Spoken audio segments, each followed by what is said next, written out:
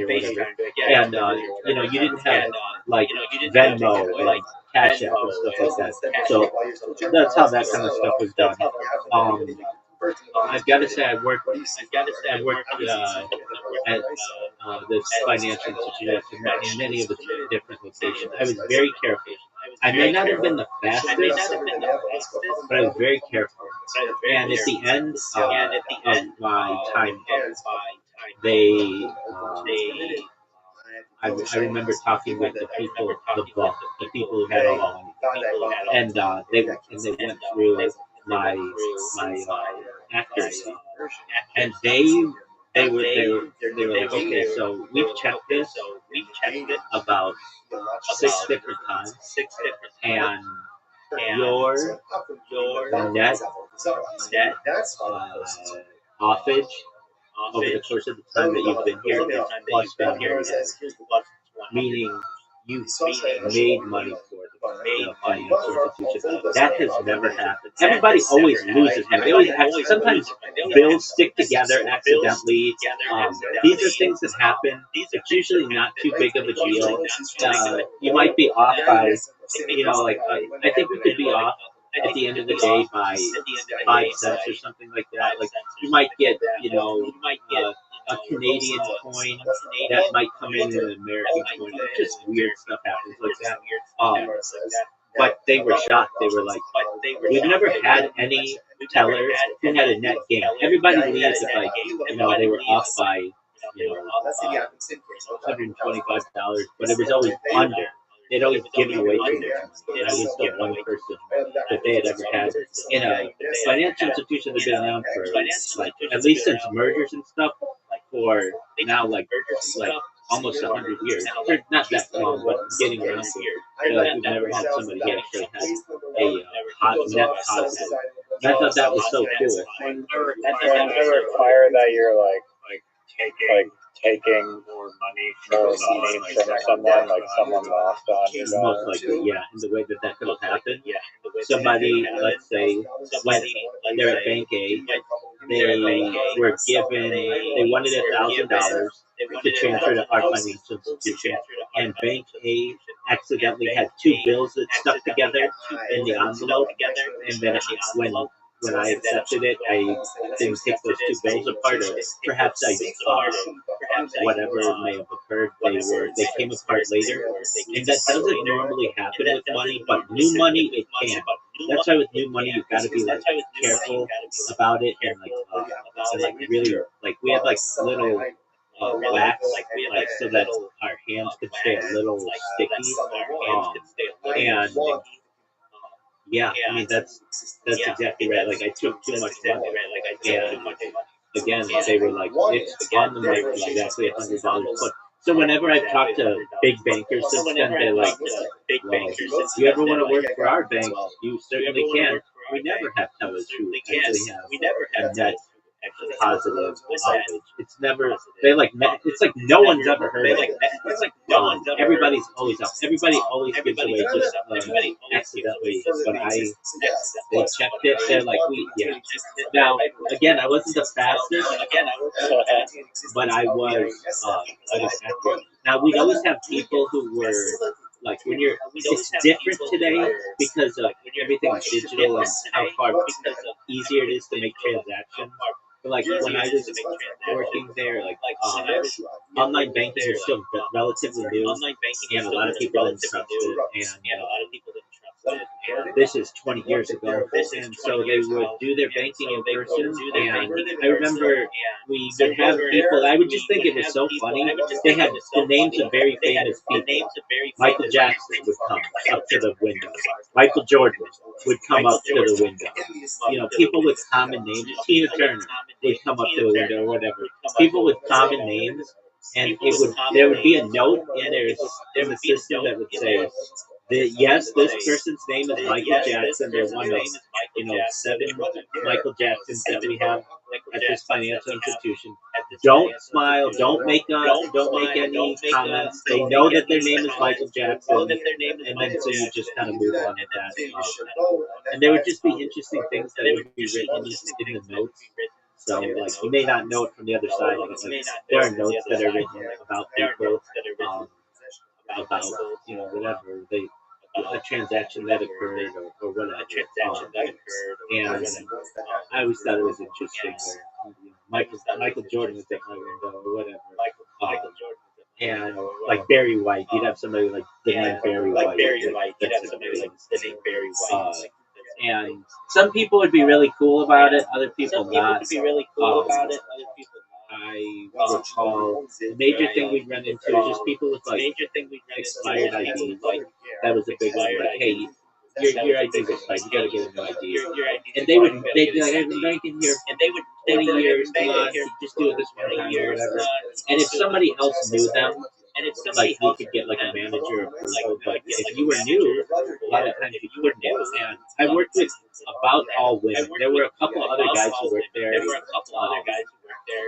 But I've worked with like all women, and that was an interesting thing too, to just learn more about women in the workplace. And it was amazing to me how often tellers. I used to get asked out by women, like really pretty women would come up to my window. They want to come to my window. And I mean, I was a younger man, but they would give me their number in the window, and I wouldn't. I didn't know. Am I allowed to ask this girl? Or she asked me out. What do you want me to do about it? Like, women would get asked out all the time as a teller. It's like part of the industry that you like. There's this relationship that people have with their teller that they think like, oh, they're giving me money and like they're happy when they're there, and there's all kinds of serotonin and yeah, I just. I don't miss it though. From there, You were getting asked because you were a teller or because no, because that was a good. Because that was no, because that was a good interview. And yeah, I did not. It was stressful though, especially for an 18 or a 19-year-old period. It was very stressful. And it was from there I would go and get internships and things like that. Yeah, that was my first.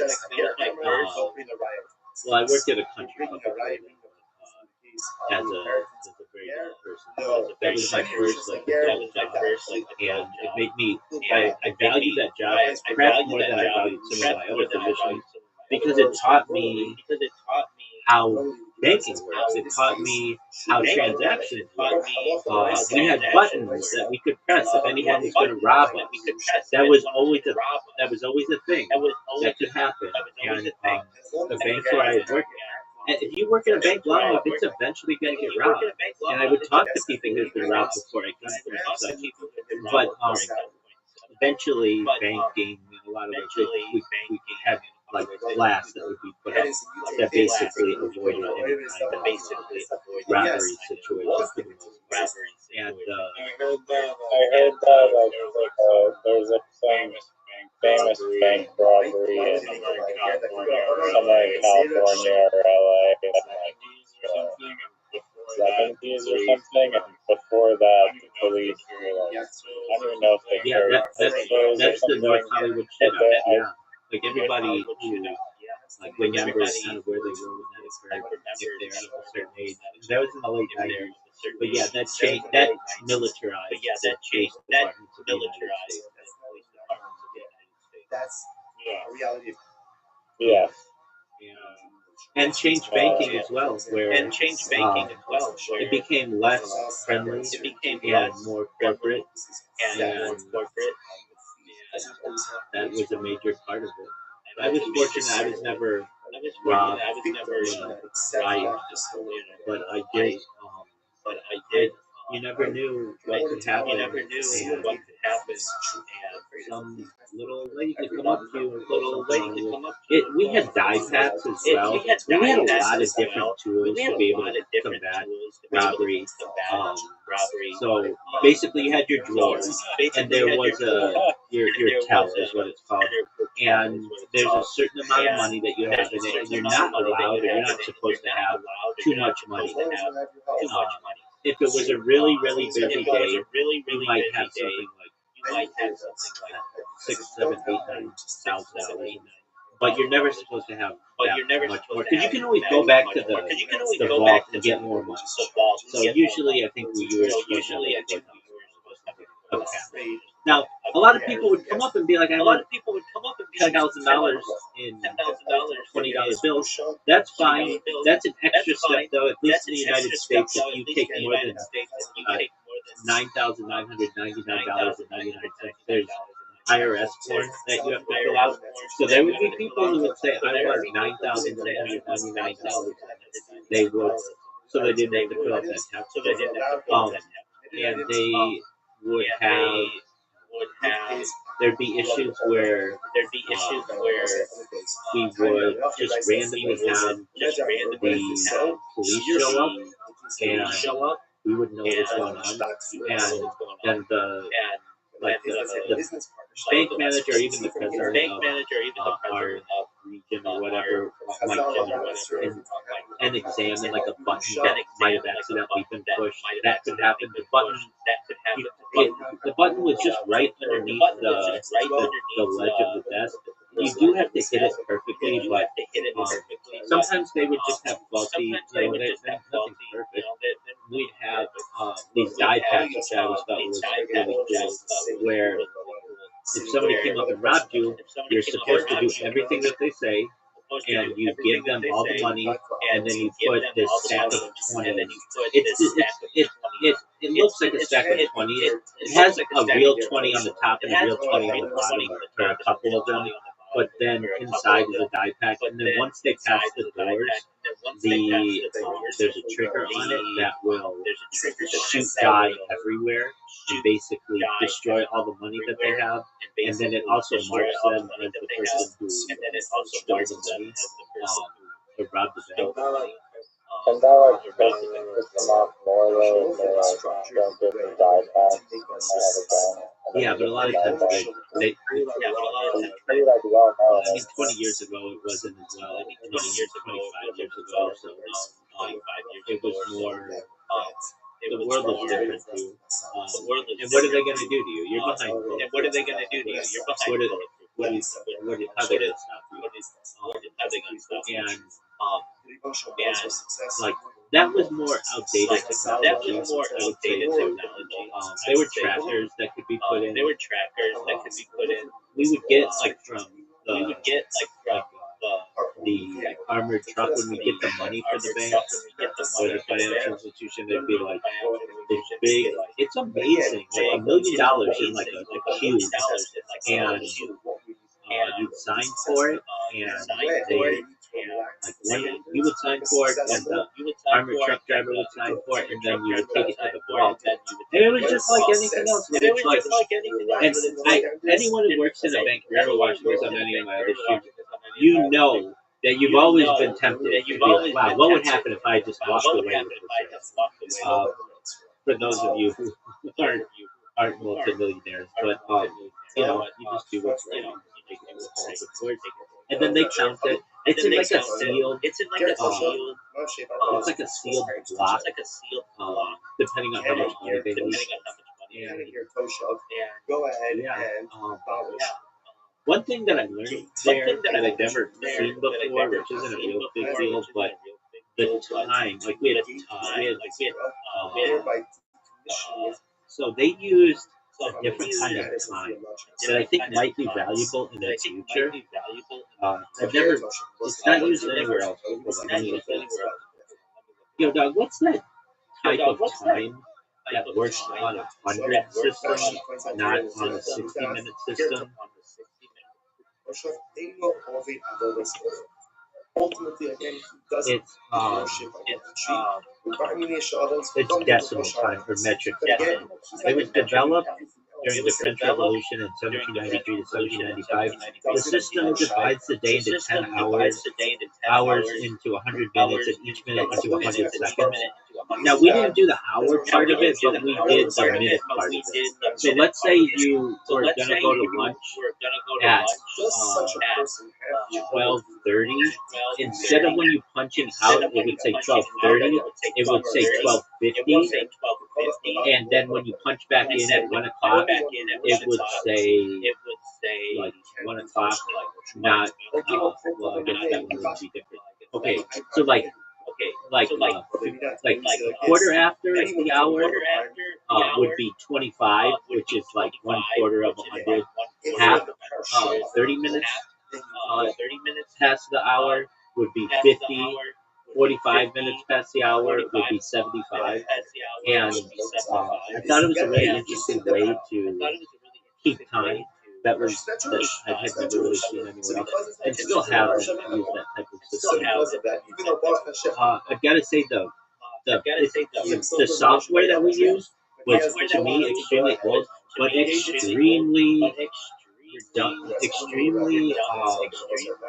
well built. It was like it was really efficient software. It would have it wouldn't go down really. They would do updates and stuff, but occasionally we would have like a massive power outage somewhere, and we would still do business, which I always thought was interesting. You would think that like, oh, the bank doesn't have power, they don't have to do business anymore. Now, what we would do, we would only cash checks. We couldn't, and we would take deposits. Those are the two things we would do. Because we couldn't check someone's balance to see what they had in their bank account, but that only happened. And yeah, if you've ever not had that opportunity. So back to the time thing, why do they special time and why is it good for the future? Yeah. So it's a very it's good to keep systems consistent. So like Canada uses some metrics, but also some imperial. The United States generally uses imperial with some metrics. There are only 3 countries, I believe, that use the imperial system fully. That's the United States, the United Kingdom, and Burma, or Guyana. It's just very strange. Everybody else is on the and it doesn't matter what the system entails, so long as it keeps a consistent base is important. So the metric system keeps base 10, which is great. The imperial system is complicated and can be inconsistent at times. So the reason why the financial institution kept the base 10 for hours is it makes it a lot easier to calculate people's how many hours someone worked.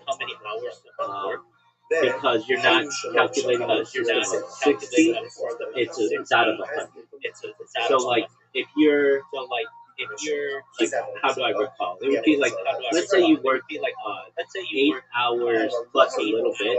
You work 8 hours and 15 minutes.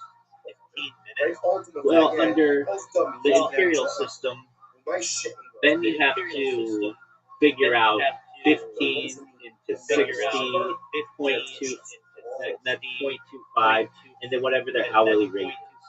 When the decimal time already did that for you, you knew that it was 0.25 extra, and then it's just 0.25 whatever the person would get paid. So it removed one step, and I think that's why they did it. You still have to convert the decimal 10 or 100 minutes into the 60 minutes. No, the time clock already did that. The time clock already did that. Yeah, to calculate someone's payout, measuring all of a sudden in 100 minute hours. One 100-minute hour is the same pay as one. No, that's not. It's not 100 minutes. It's 1/100th of an hour. You have 2 hours, right? And both worship Allah. If I'm not explaining this clearly, What is 1/100th of an hour? like 0.6 minutes. No, but what unit? One, I mean, it's just usually, at least considered a decimal minute, but I'll look it up.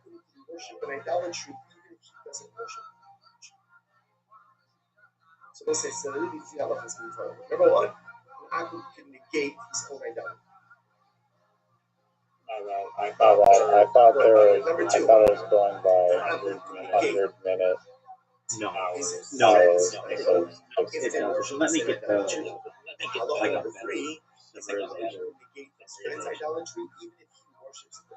Why would a bank or financial institution use decimal time for people's pay stubs or their pay rate? What's the advantage of it? And also, what do you call a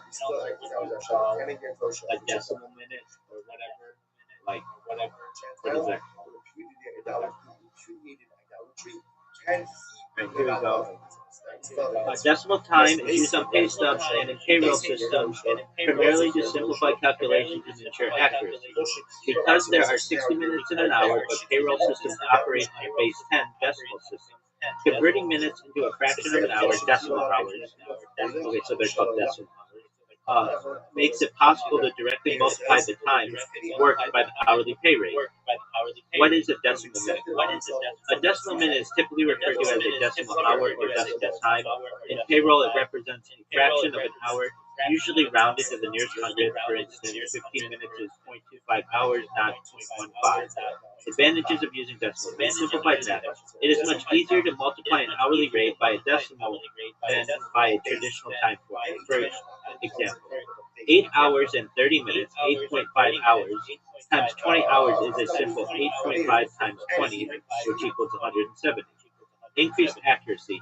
Using decimals reduces rounding errors that can occur when manually converting minutes, which can add up to significant overpayment or underpayment over a full pay period. Seamless payroll processing. Payroll software, Excel, and time tracking systems like QuickBooks are designed to calculate numbers in decimal format, making it easier to calculate overtime billable hours and tax deductions. Reduced human error. Converting minutes to decimals, for instance, 30 minutes equals 0.5, eliminates the mistake of treating 7 hours and 45 minutes as 7.45, which would actually be underpayment. So, later on in my career, I worked as a controller of an organization, which is the head accountant, and I would oversee payroll. And that, believe it or not, when you're running payroll all the time, like that simple mistake can occur. I never say, well, I was running payroll, but I could definitely see how that's advantageous to use decimal, and that's why they did it. I thought that's basically like what you're doing anyways. Like if someone's regular shift is 8 hours and they work 8 hours and 30 minutes, okay, that we're going to convert that 30 minutes into 0.5 of their hourly pay and pay that. It avoids that though. Many times people aren't working like these round numbers. They'll punch out, let's say, after working 8 hours and 3 minutes. So now you have to do a calculation of how much is 3 minutes of what they're making. As opposed to with decimal time, if they're working on your decimal clock 8.03 hours, it's really simple. You just have to multiply their hourly rate by 0.03, and then that's the extra that they're going to get paid. Yeah, I got it. Anyway, the metric system, I feel. So while we were watching this documentary, I'm going to submit some scholarly articles to scholarly journals about my project and its effect on the data and it's want to say it's pretty easy to do, but it's a lot easier to do with AI than it's ever been. It's just hard to get that many words in. For these systems, usually if you don't have the robust version, the premium version, or whatever, they'll limit the word counts. But I say this because I think that I'll have like a big effect on society. I may be wrong, but if I am correct, one of the things for which I want to advocate is the entire world getting on the metric system. This initially was attempted, at least in the United States, in the early 1980s, and was basically nationwide rejected. And I think that there's a saying: the only place where the metric system has thrived is in the drought, because that's where you get into keto. But at least the United States, I think I could make an argument and say a valid argument, because a lot of times Americans are going to say, we don't want to change it if we're the only ones having to change. But I have a valid argument why the whole world will have to change, even the metric system. Right, so do you use the metric system?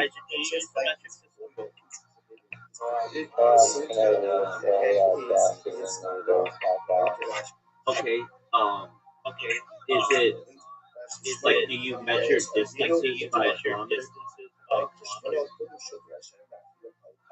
The only time we use materials for distances is golf and everything golf related is okay, excellent.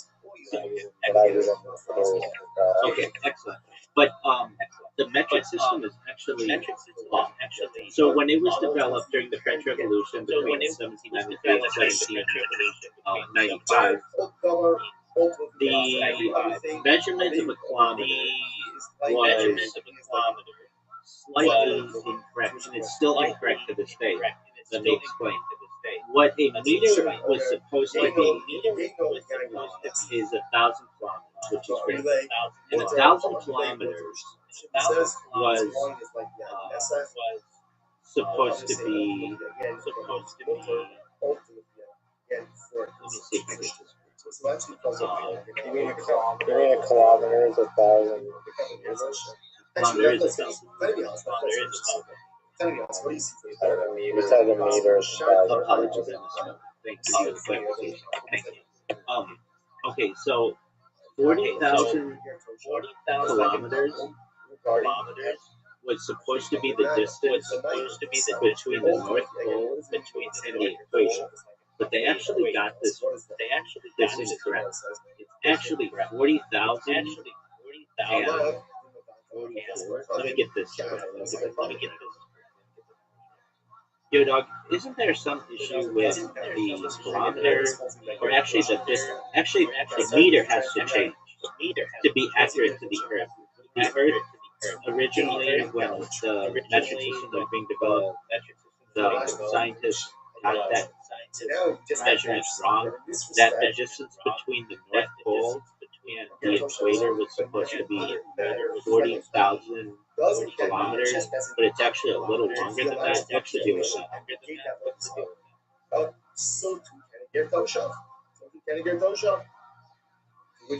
You're spot on. The original measurement was definitely off. The French scientists who dreamed up the metric system in the 1790s intended the meter to be exactly 1/10 millionth of the distance from the North Pole to the equator.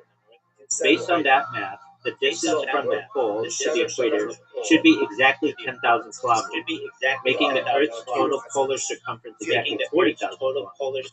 However, the scientists Pierre Machin and Jean-Baptiste Delambre made some errors during their 7-year study. The nature of the errors. The calculation flaw. The surveyors didn't fully account for the Earth's oblate spheroid shape, meaning the Earth is slightly flattened at the poles and bulges at the equator. The secret mistake. One of the astronomers, Pierre Machin, actually discovered an inconsistency in his data, but reportedly concealed it out of fear it would undermine the new system. The discrepancy. Because of these errors, the standard meter bar they created was about 0.2 millimeters too short. This tiny error adds up over the scale of the planet. The actual distance from the pole to the equator is about 10,002 kilometers. Why we didn't fix it? Even after the error was discovered, the world didn't change the length of the meter. It had adjusted.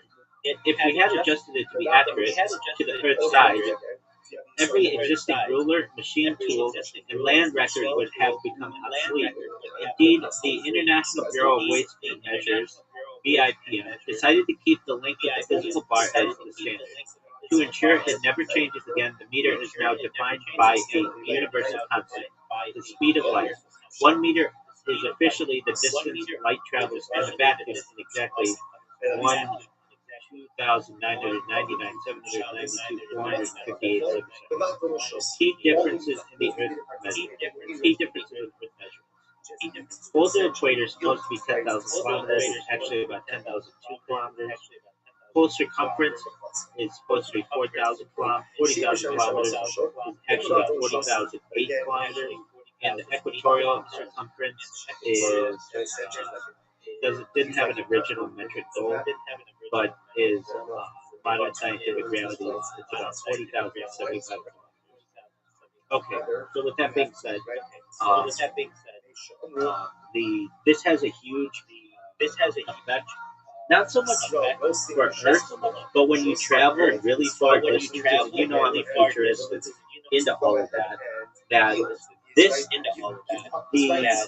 the measurement of a kilometer has to be exact. And I know that we do it with the speed of light now, but even still, we want to make sure that we double check that figure because we could have been off like with the previous meter. And here on Earth, there's no reason to say that we shouldn't use the correct meter for anything created after whenever people find out about this or it becomes common logic. Why use the old system? That's technically wrong. So Americans will be inspired by that because they'll be like, okay, so everybody's wrong. Yeah. So let's all move to a new system, and this new system will be whatever you want to consider what the current international version is, which is used primarily. And then the way that I would get Americans to get on board with the metric system, which hadn't really been discussed that much, and it's a big issue, is the roadway system. Instead of saying it's 100 miles to Vancouver, it will say it is 100 miles to Vancouver or 160 kilometers. Right below it. It just needs to be on stickers for a generation of people so that, older people see that it's 100 miles away, younger people see that it's 160 kilometers away, and then eventually the old people will die off or learn the new system, and then everybody will get in line within a generation. And then also, especially in major cities, to have a celebration of the kilometer where you have, like, I've always imagined it to be on one of our beaches in Southern California where people could go and see the difference between a mile and a kilometer in real time and walk it and recognize it. Okay, this is the system that we're going to be adopting. These types of movements have happened in the past.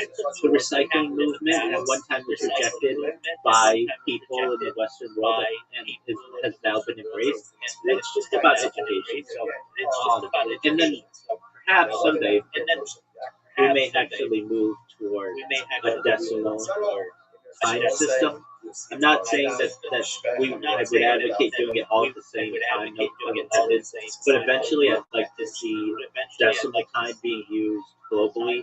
It's a simpler system, and things would have to change, but I have a lot of big plans. I want to eradicate the time zone system. I want to eradicate daylight savings time. Like there are some aspects of the world that I'd like to change. BC, the government of BC has announced that they're no longer doing the daylight savings time thing.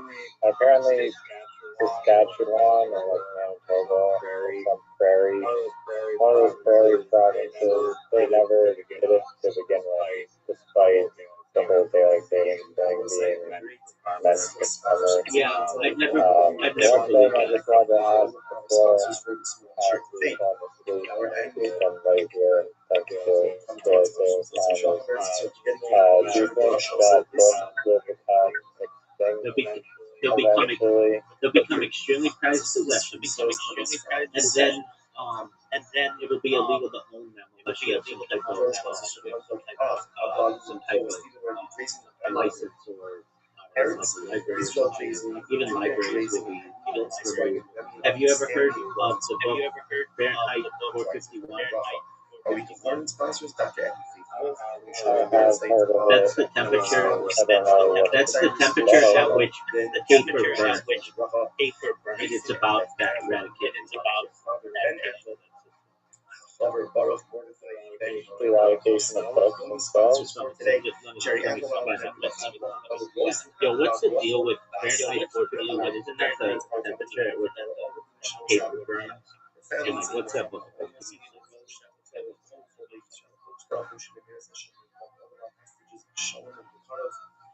The short answer is yes. Yeah, and that's another one. The Celsius issue. Yeah, I'd like to see the United States. The short answer is yes. That is exactly where the title comes from. Ray Bradbury was told by a fire chief that 451 is the auto ignition temperature of paper, meaning it's the point where paper spontaneously catches fire without actually getting touched. Scientifically, it's a bit of a range, usually between 424 degrees Fahrenheit and 475 degrees Fahrenheit, depending on the paper type. But 451 has become the iconic number associated with the book. Summary of Fahrenheit 451. The book is a dystopian novel set in the future, American society where books are outlawed and firemen are hired to start fires rather than put them out. The protagonist, the story follows Guy Montague, a fireman who initially loves his job of burning books in the houses that hide them. The awakening Montague's worldview is shaken after he meets an eccentric teenage neighbor named Clarice, who asks him if he's actually happy. This combined with seeing a woman to be burned alive. This combined with seeing a woman choose to be burned alive with a book rather than give them up makes him realize that society has traded deep thought for shallow, mindless entertainment. The conflict. Montague begins stealing and hiding books, eventually seeking help from an old professor named Faber. He is hunted by a terrifying eight-legged mechanical hound and his boss, Captain Beatty, who actually knows a lot about literature but uses the knowledge to justify why it should be destroyed. Ending after being forced to burn his own house, Montague kills Betty and escapes the city. He joins a group of book people, exiles who had each memorized a specific book that he was content alive for future generations. Why it matters. Bradbury wasn't just writing about government censorship, he was warning about a world where people choose to stop reading because they are distracted by giant TV walls, which he called parlor and tiny earbuds, which he called seashells. So, not specifically because of this, but for other reasons, it caused me years ago to start preserving books. So I would go and buy, people would give them to so I have like the Encyclopedia Britannica, I have the Encyclopedia Americana, I have the Encyclopedia Judaica, which normally I wouldn't want physical copies of, but I knew that there was evidence of historical revisions, and I felt the first thing people would go after. I've actually, in my small collection, have a huge amount. Interesting. I mean, what other books are you? Generally religious books. Just from rabbis or stories like Voice of the Vineyard, Ari, basically Guide to the Perplexed of Maimonides, Shari Torah, the Mishnah Torah, which has an explanation of the Torah. Well, I have Talmud as well, which is 2,700 folios. I have something called the Sensino Torah Talmud, which is very big. So when it's laid out, it's bigger than and what else do I have? I have a lot of law books as well. So law registers, Westlaw, catalog law, and for someone who really embraces the digital world as I have a very large book.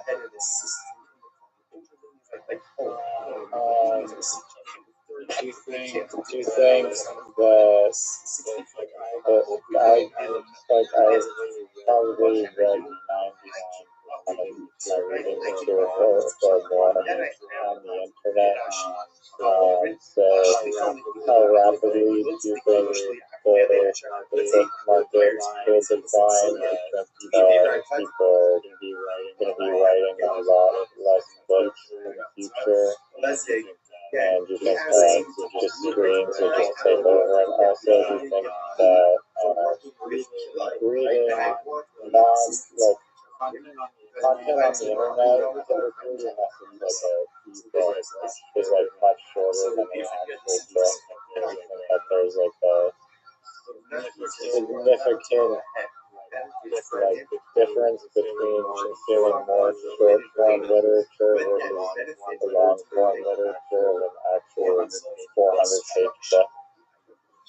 Okay, I heard you. Can you repeat that now?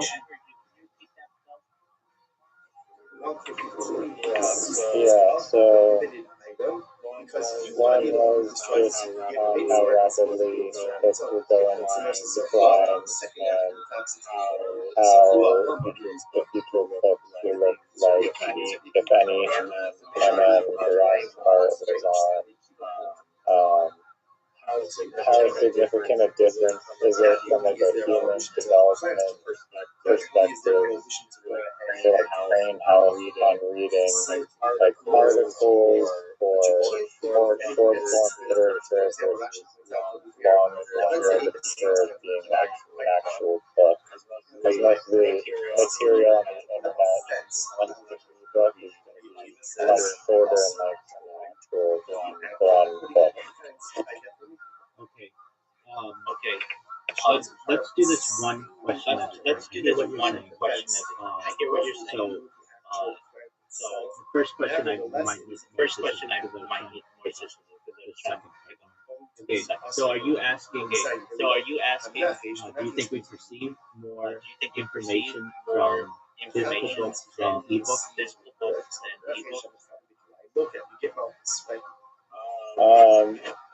No, that's not really the question. The second question was most of the material reading on the internet is like articles that are shorter than an actual novel, like hundreds of pages.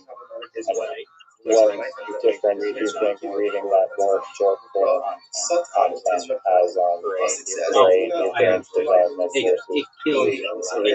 it kills your attention. People make demands that things be shorter, more catchy. It destroys a lot of creativity.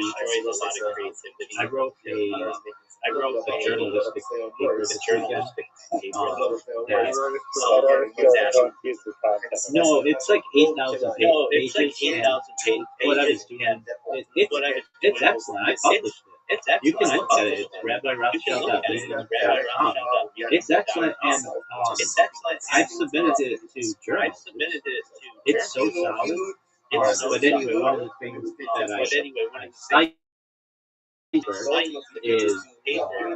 the rise of digital data. There's like I cited in 2002 digital data over analog data in terms of what humanity is storing. And by 2012, that number had increased to 94%.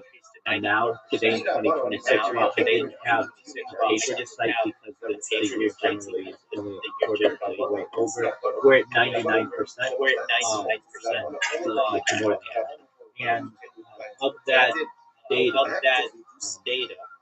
much of it is, not all of it, but much of it is in much smaller snippets. Like what you're talking about, people don't have the attention span to read an academic journal. They don't.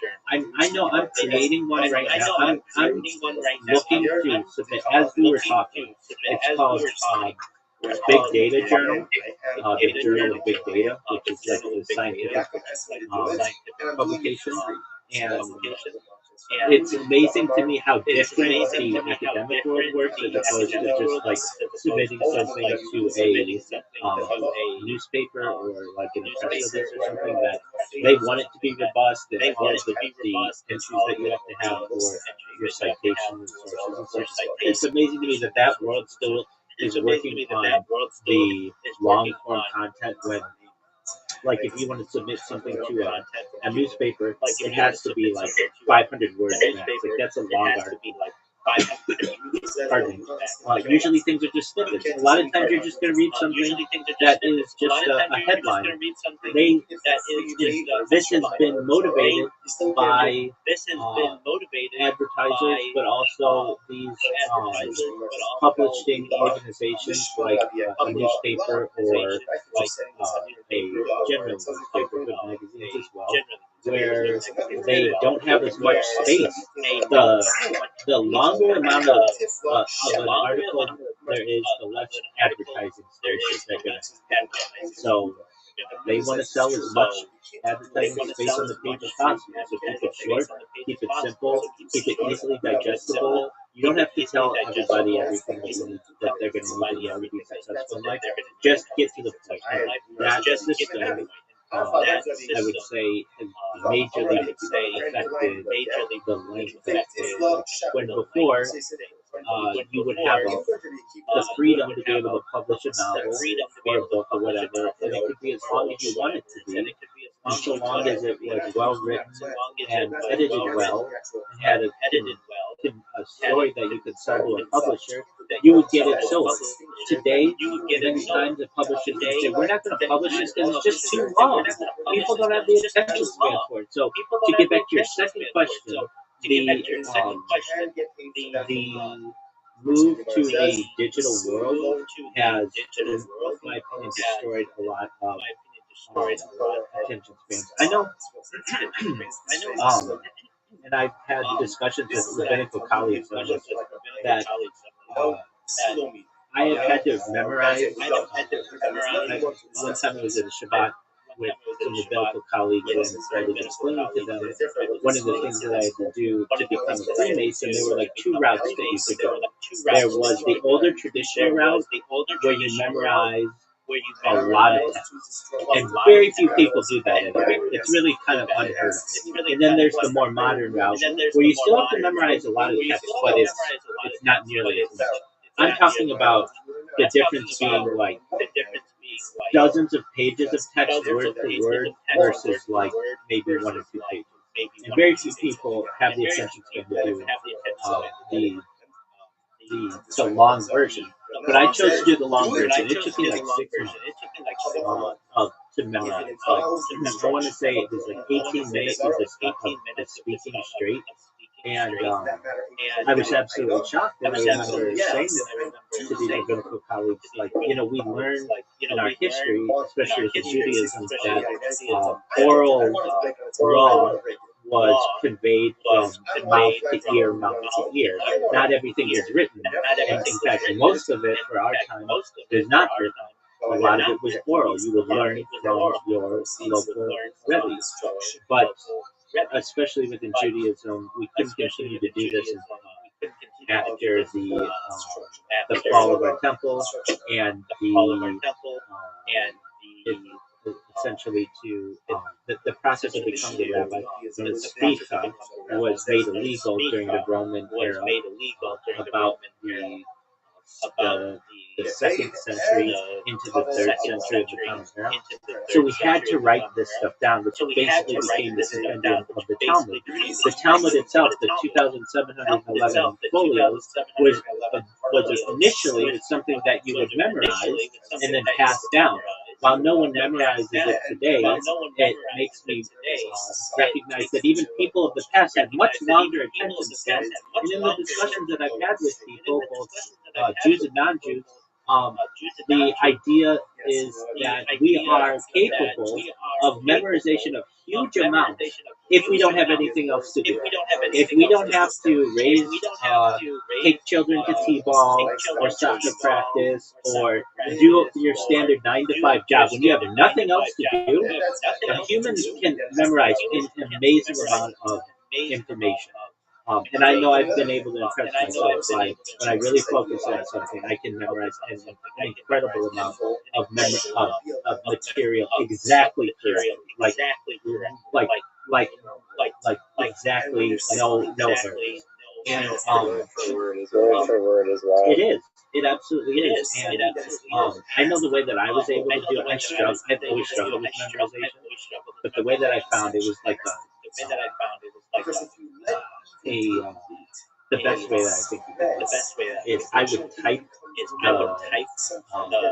words to myself, and like the action of me actually seeing the word and using my brain to type was extremely beneficial and allowed me to memorize. Did your handwriting? We're not allowed. At least the thing I was memorizing, we're not allowed. Even if it's just for yeah, yourself. there's a specific punishment. If you can. But this was graphic. It's fine. Well, so here's the thing. Here's the thing. We'll just say this document. It's really a book. Was written before the invention of the typewriter and the word processor and the modern computer. So it's not written in there. And I was able to do it. You know that's what I'm going to do. So one other thing though, you had a first question. This is an important thing I feel like I haven't contributed, and it feels important. There's a faster way to read, which isn't currently utilized, but it is. I think people will learn about it. Let me get the exact name of it. Yo, Doug, what's the faster way to read where your eyes don't have to move and the letters they just show up and you can actually change the speed? What is that type of reading called? Like I would hear people talk about speed reading and things like that, but that's where you're like moving your hand. You don't. So this is called Rapid Serial Visual Presentation, RSVP. Instead of your eyes moving across the page, those little jumps are called saccades. The words are anchored in a single focal point and flash one after another. This eliminates the time your brain spends moving your eyes and finding the next line. How RSVP works. The focal point. Most RSVP apps use a reticule or a specific colored letter in the middle of each word to tell your eye exactly where to look so you can process the word instantly. Variable speed. You can adjust the speed from a slow 200 words per minute to over 1,000 words per minute. The goal is designed to stop sub-vocalization, that little voice in your head that says the words out loud, which is usually what limits your reading speed. So I've done this before. It's amazing. If you need to read very long, I would say if you have to read something that's very long, use a text-to-speech. I use text-to-speech especially because I have vision issues. But if you don't have the ability to use text-to-speech, this RSVP reading is incredibly beneficial. You can read like 3 or 4 times faster. Sometimes I would say maybe 4 to 5 times faster using these types of systems that you can just under normal conditions. So if you've never looked up or utilized RSVP, learning. That's great. Another really great way is to utilize RSVP while simultaneously listening. So there are some apps that will show you the rapid movement of the words, but also say them at the same speed, and that's incredibly beneficial way to learn. I'm a huge advocate of faster than just like listening to an audiobook at like 58. it is the same speed because the speed is going to be however quick that you want to do it. However, it's much more beneficial to see the words and know how they're spelled and how they're being used. When you only have the audible version being able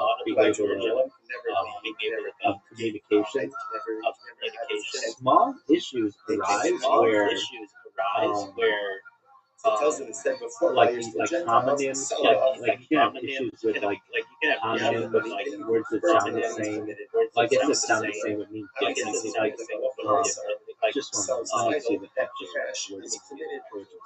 When if you only hear like through text to speech, but you don't actually see this text, what issues can occur? There are maybe like homonym issues or certain issues like that, where you will think the word is spelled a certain way, but it won't be, or you can confuse multiple words.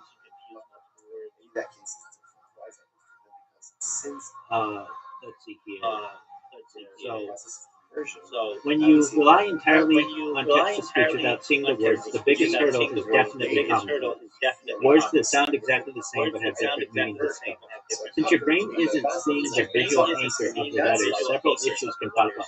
A homonym trap. This is exactly what you're talking about. If the TTS says there, or there, they sound identical. Other common trip-ups include complement versus complement. One completes something, the other is a nice remark. Stationary versus stationary. One means standing still, the other is paper usage. Discrete versus discrete. One means separate, the other means secret. Heteronomes and reverse spellings. These are words that are spelled the same but pronounced differently depending on the context. The PTS engine usually gets these right based on grammar, but if it glitches, it can totally change the meaning. Lead and lead. Is it the metal lead or the active guiding lead? Read, is it in the present tense read or past tense read? Win, is it the blowing air wind or the turn a clock one? Mental spelling drift. If you only hear a word, your brain might create a phonetic spelling for it that isn't real. Over time, you might start thinking a word like epitome is spelled A-P-O-D because that's how it sounds, rather than recognizing the actual Greek root spelling. Lack of pronunciation cue. In text, a comma or a period tells your brain when to pause and process. TTS voices are getting better, but they often lack the natural prosody, the rhythm and melody of speech.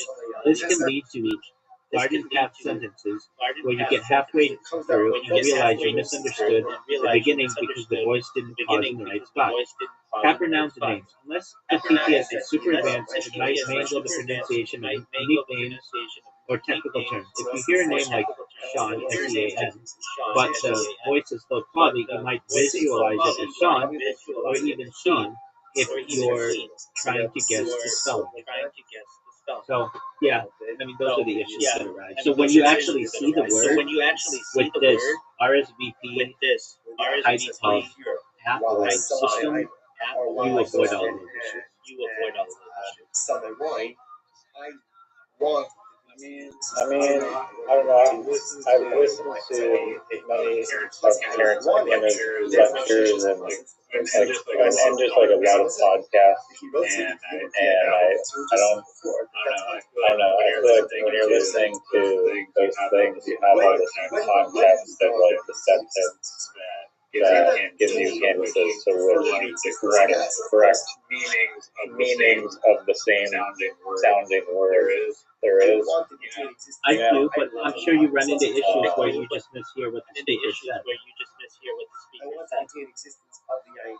you could always replay it if you could No, actually I hear it recognize that, clearly. but you still replay it and you still don't know what to say.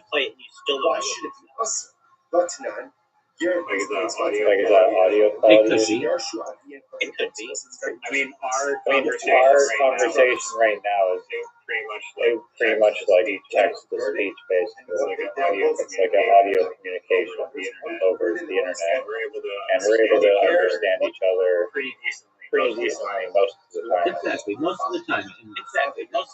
And text to speech works most of the time. But you're saying you asked the question: is text to speech basically sufficient without ever needing to see the writing as well? And I'm saying there are times where the writing is beneficial and certainly can help you to. Well, it can certainly help. I would say that seeing the word to me helps me later on to be able to find the word. I many times struggle with, what was that, or whatever it was. I mean, we all do this one thing unique to me, but I know if I see the word often, it helps me. I can visualize how it looks in my mind as opposed to thinking about how I feel. Interesting.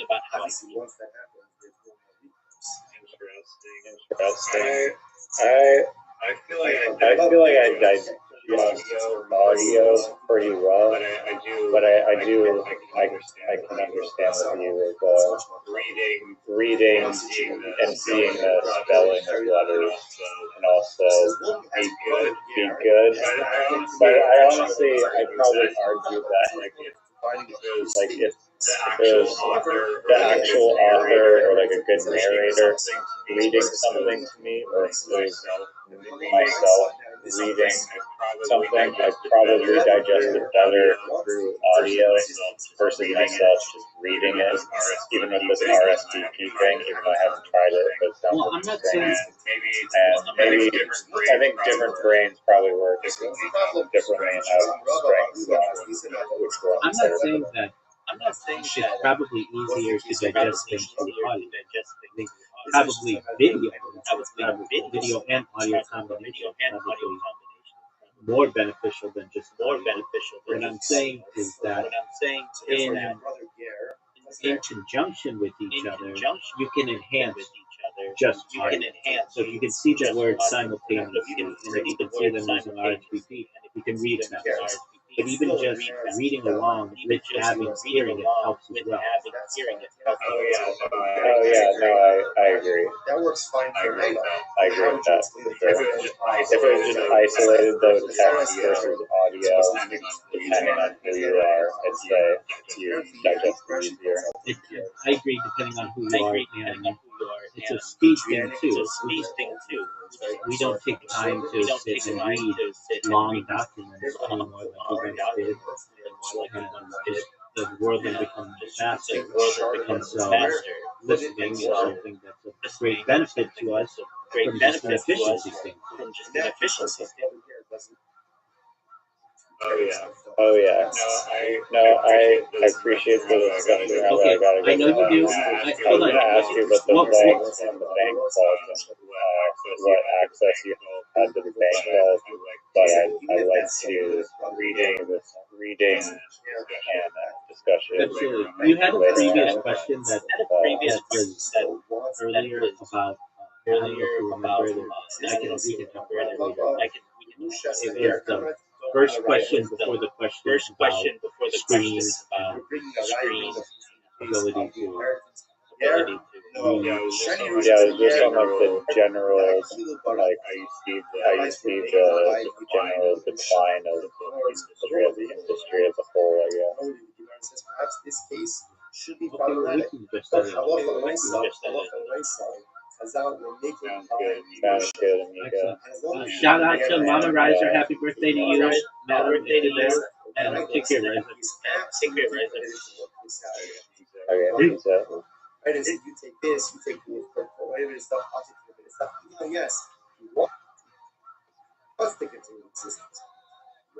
Why would they make a guerra? Daqui para lá, dizer chama de We are afraid that if the has to make a choice between his money, his Yerusha, and his religion, he will choose his money or choose his importance. Like I said, that's not a knock on the gift. That's a reality from the Yerusha. We've seen this before as well. For example, right? This is something called the Chalas Hashem. Chazal said that in certain cases of theft, the thief doesn't always have to return that which he stole. Right? And the victim should not accept back the stolen item. Why? In order to go ahead and facilitate the thief's truth. We're afraid if the thief has to return everything, he's not going to come action. It's difficult for people to engage in self-sacrifice.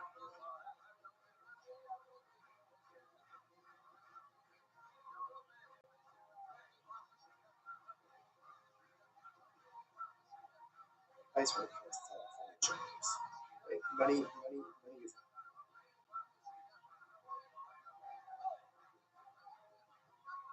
necessary. Money is important. And as much as you say, like say, as long as you have your health, it's true. As long as you have your health and you can pay your bills. But because if you don't have money, just things are like becoming incredibly complicated. And many people could not stand up to religious challenges.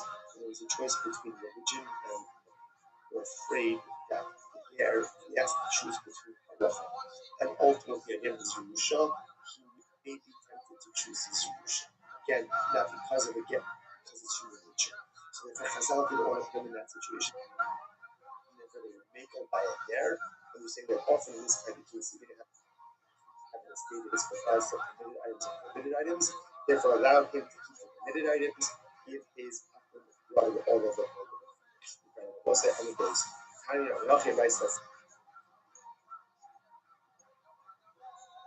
What's this? When is this so? Shirshu, in the case of Yerusha.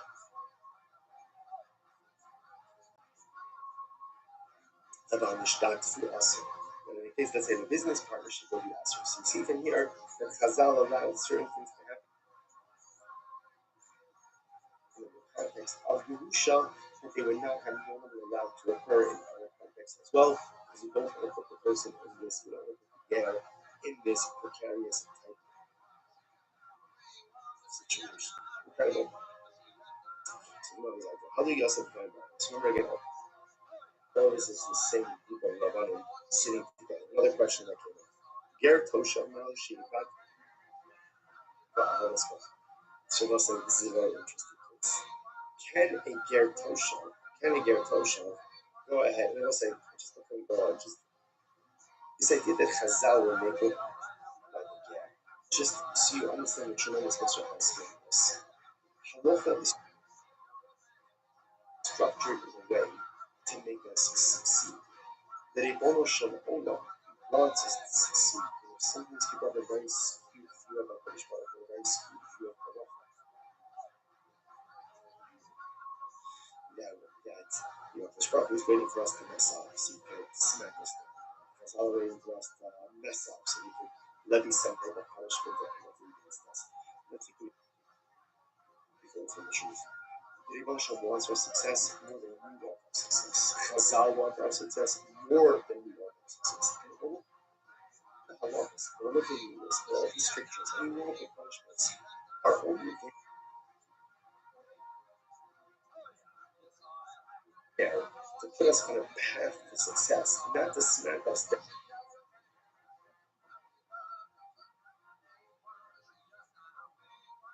down when we go ahead and we make a mistake. But again, Hashgacha understood what we need in order to be successful. Chazal understood what we need in order to be successful. And when they need to relax the standards to make us successful, they do it. It's incredible. They do it.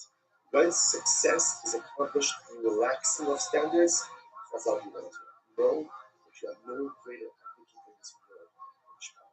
That's in this world and next world. In this world, Chazal constantly promoting for success. Okay, incredible question. Other Yosef Kalabam. Ger Toshav, Moshe Batal is what's very interesting.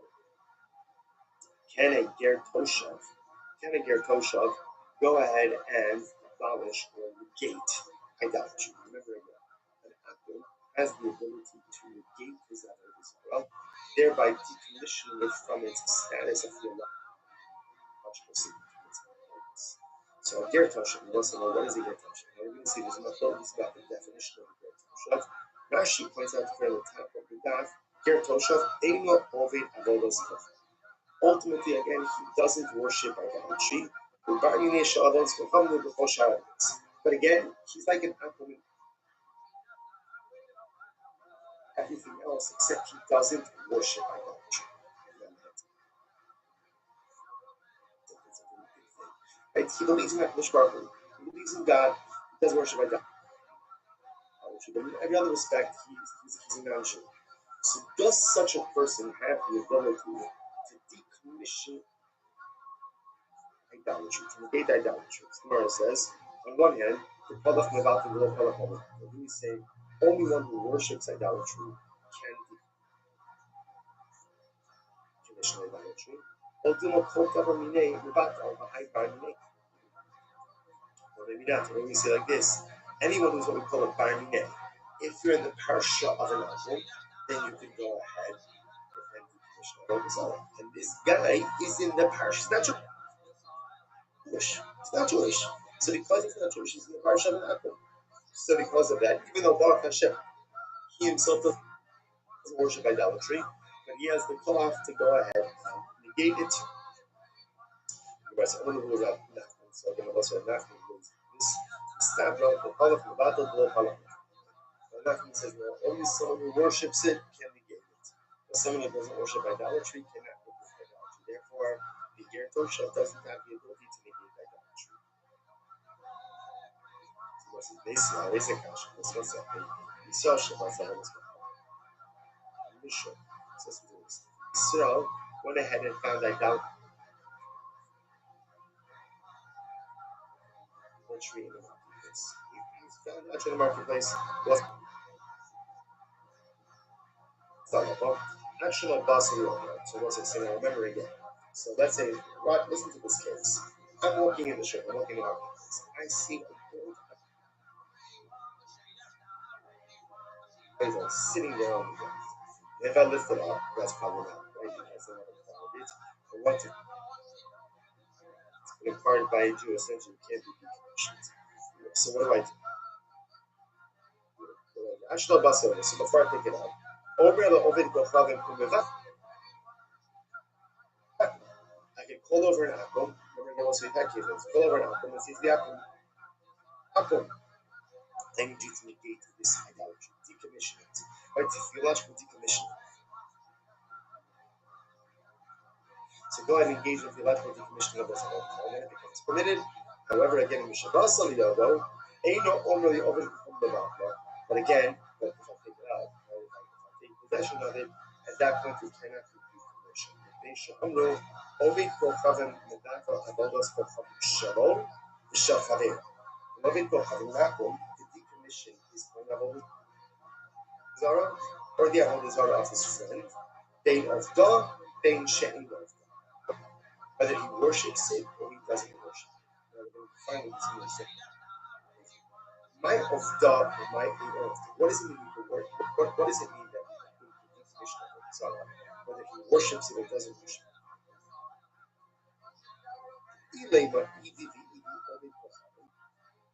If you want to say that both are talking about a then Haynu Shalom Shalchavim. We already said that. Said before that an apple has the ability to theologically decommission his avodah zarah and the avodah zarah of his friend. And a lot of the Oved Kochavim, my she'in elav of the Oved Kochavim. Right? Ultimately, again, Ovda means an actual apple. My she'in of. So what does it mean? A non-worshipper, ger toshav. Oh. So who is able to go ahead and decommission both an actual apple and a ger toshav? Shmamino, ger toshav nanilvat. What do you see from here? That a ger toshav has the ability to be mevatel, ultimately to theologically decommission Avodah Zarah. Incredible. Which the Gemara says, no. The Olam Able of God, not true. Rather, it could very well be the only person who decommissioned Avodah Zarah is an actual idol worshiper himself. I did the Kamrit, Hainu Shalom Shachar. We said already said that. Then the price is redundant. Because we already said that the God of decommission is Avodah Zarah. His friend Avodah Zarah. The Gemara says relations to this. It's two different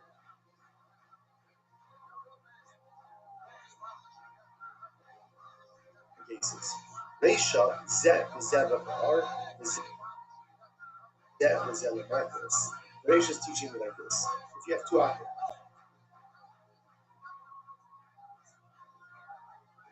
right, and both worship alcohol, or both worship Marcus. So obviously, again, apple one could negate his idol and his friend's idol, and apple two could negate his idol and his friend's idol. Seifa, Zeh, and the Qa'ar, Zeh. Oh, Seifa is teaching something. Yes. So this is different. Let's see one who worships Marcellus and one who worships God Pa'ar. That's the novelty over here. And Abdul can worship an idolatry even if he doesn't worship. So let's say Sarudi three halachas being told. Number one, an Abdul can negate his own idolatry. Good. Number two, an Abdul can negate his friend's idol if they worship the same idolatry. And halacha number three is an Abdul can negate his friend's idolatry even if he worships a different one. Incredible. So the Gemara says, but again, no raya about a ger toshav. Right? So when it comes to a ger toshav, we still like these hours kind of ger toshav, which is a Gentile who repudiated idolatry. Can he be Mevad Lava? It's clever answer. Most basically, whereas Kasha, Azu ger toshav, what's a ger toshav? So now we're getting more definition. What is the definition of a ger toshav? So said Kosher Kiva Love the Knikim of Chavirim, Shalom La'avon Avodas Chavirim. Meir says it's any Akum who has accepted upon himself in front of three Chavirim. You know, go say, Chaver, you still guys before Chavirim normally use. So he's careful with Chinas and Masters. So he's careful about two of them. So in this context, the question is what it just means he has to do in front of a base. Anytime an Akum comes in front of a base, and he repudiates idolatry, that's a ger toshav. That's a ger toshav. Good. That's what I meant. From say, Allah sheva mitzvos. Allah sheva mitzvos. From say, a ger toshav is any Gentile who has accepted upon himself the seven but don't seem to require base. That's a ger toshav. Sheva mitzvos b'nei Noach. The next type ger toshav. The ger toshav. Not true. Chayrim say not true. Neither of these definitions satisfy the definition of ger toshav. What is a ger toshav? Allah isu ger toshav. Ze ger o from the velos. Shekibel Allah mekayim kol mitzvos amuras Torah chutz me'isser nevelos.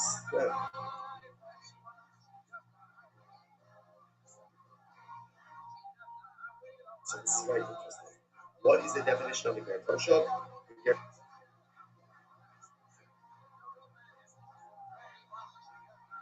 A toshav is someone ultimately again who eats that kosher, who eats the nevelos, but he has accepted upon himself the rest of the mitzvahs of the Torah.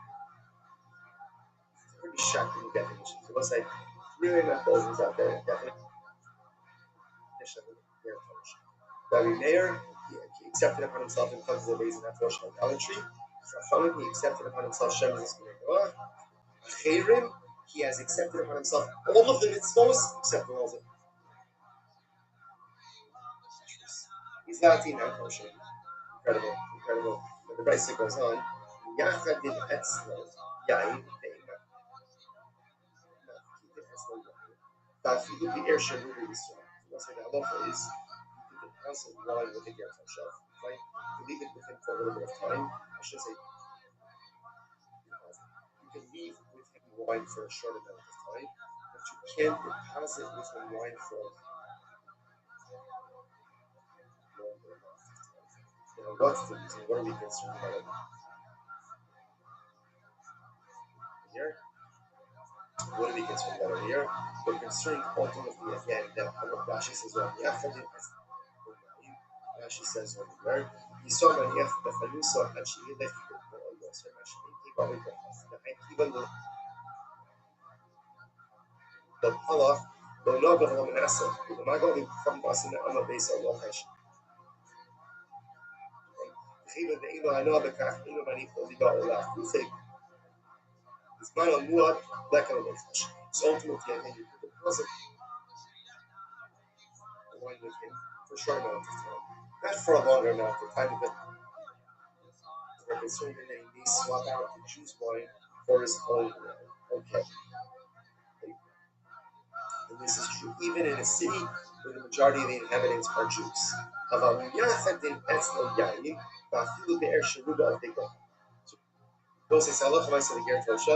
You can leave with your wine for a short amount of time, not for a long time. Again, we're not talking about Yain Ness, we're not talking about it's not because he's repudiated idolatry.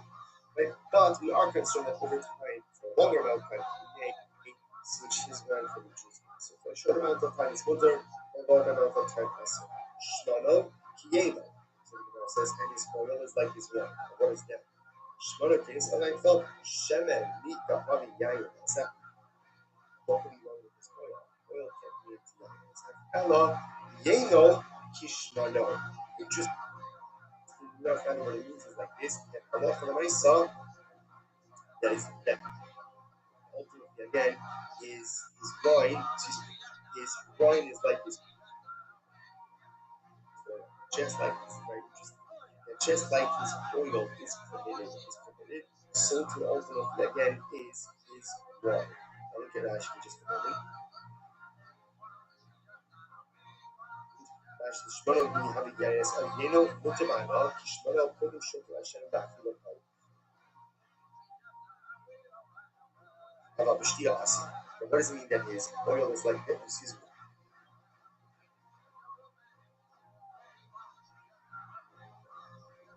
That his wine is like his oil.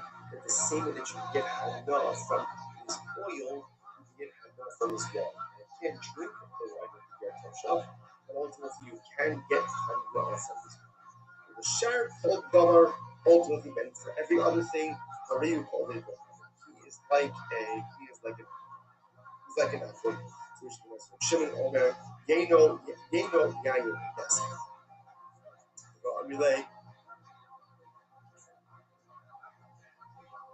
Mutter, Va'amidei, Mutter B'shtu. Shimon says his wine is like Yain Esach, but others say ultimately again, that means Mutter, ultimately again for consumption. So actually pause over here. We'll pick up on the answer question. Actually, let's finish. Let's finish this again. What do you see from here? We will share part of the public. We see from here that the apple is like an apple. Is like an apple regarding every other matter. The Michael son, ultimately, again, what does it mean when we say that a Yerushalayim is like an apple for everything else? What does that mean? To which the Gemara says, love in the battle of Avodas Kochavim, K'Avodas Kochavim. So it doesn't, again, how does this concept by Yerushalayim instead? Got started was trying to figure out, does a Yerushalayim have the ability to negate idolatry? To actually decommission idolatry. So now we just got finished saying that in this respect, like your Toshav is unique. But in every other matter, he's like an apple. Doesn't that mean it just doesn't can theologically decommission and negate that on himself? So too can a ger Toshav. So too can a ger Toshav. To which the Gemara says, no, Litin Rishus without the Rishus. No, it actually means he's actually no Toshavs. What does it mean If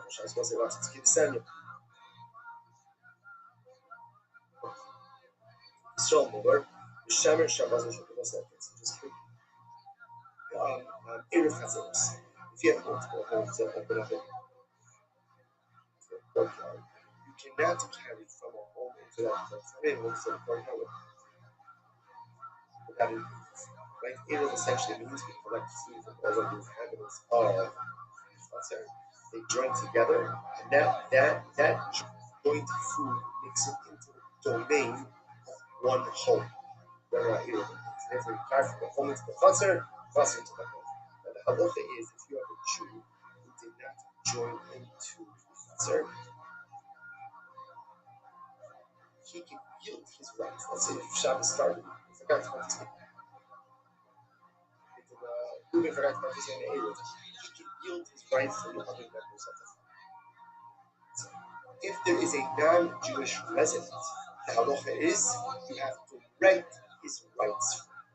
You cannot simply yield his rights, you have to rent his rights from him.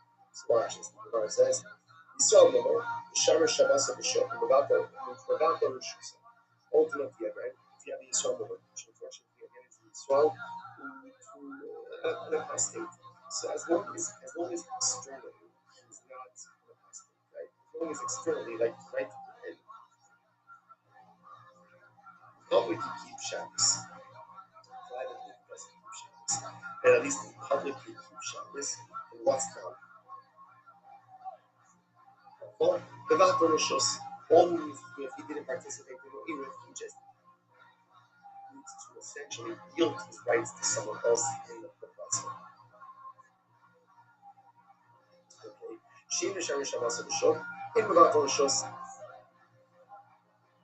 But again, if he publicly violates Shabbos, and essentially it's like he's like an athlete, then it is not enough for him to yield his rights and the to the other residents. Rather, you have to rent his rights from him. They Shamru, Yisrael, no sin Rishos from the Rishos, right? Yisrael ultimately again has the ability to go ahead and yield his right, give up his rights, or give over his rights to the other residents. Ultimately, you have to rent. So therefore, again, the Gemara is saying that when you say, so let's say just finish up Ketzad, over law, I'll say how does the good, for example, yield his right to give over his rights to the Chatzar? Over law, I hereby give over my rights, right? I bequeath my rights to the Chatzar to you, or Rishusim will tell us that, or my rights are negated to you. No, ultimately it works in irreparably. This is the other Jewish residents acquire the rights of this non-participatory Jew who participated in the Eruv. They interrupt this also. You do not need any formal papers. Also, so just in general about Eruv Chatziros, again, you need to participate of all Jewish residents. In general, if you have a Jewish resident who did not participate, even on Shabbos, he can yield his rights or be or just simply negate his ownership rights in the Chatzar that allows everyone else to utilize the Chatzar. Even if he's Yisrael Mumer, as long as publicly he comes across as Jewish, ultimately, again, he can yield or he can go ahead and bequeath. By you have to go ahead and acquire his rights. And Yisrael Mumer, who is publicly a Mumer, is treated like a full circle. As I said, therefore, when we said before that a Ger Toshav ultimately again is treated like an apple.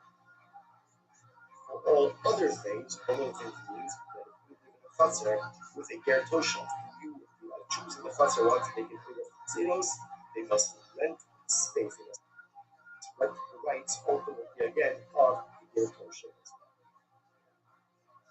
Now, whether or not the Ger Toshav is actually going to be the whole Tzara, and as the Shah will say, you'll see it tomorrow's daf. Shkayach everyone, what a daf, what an incredible experience. It's such a system all of you.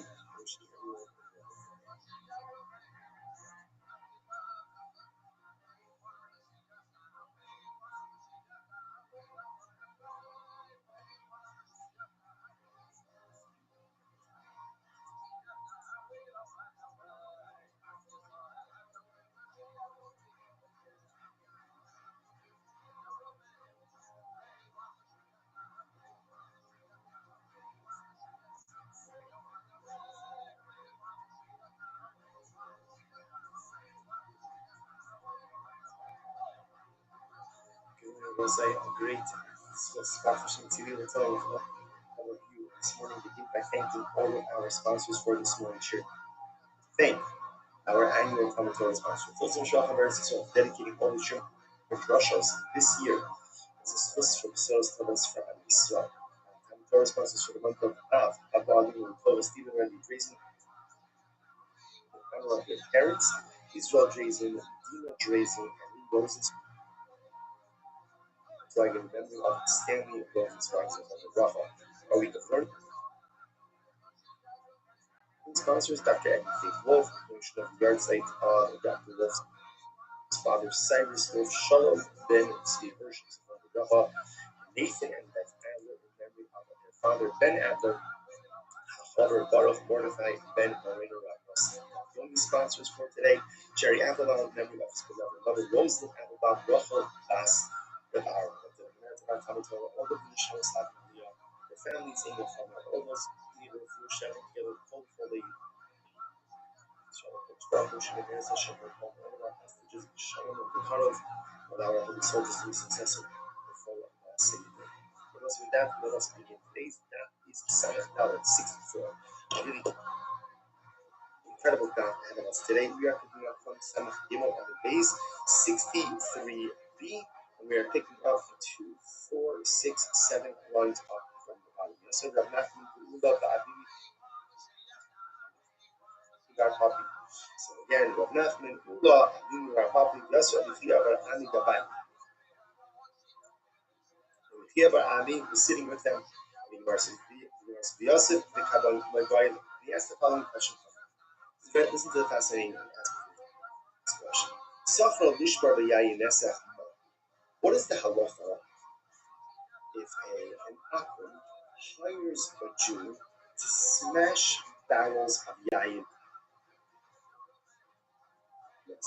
Right, so if you imagine this, Akron comes over to you and says, I'm going to pay you $50 an hour. Do me a favor, smash these barrels of yayin.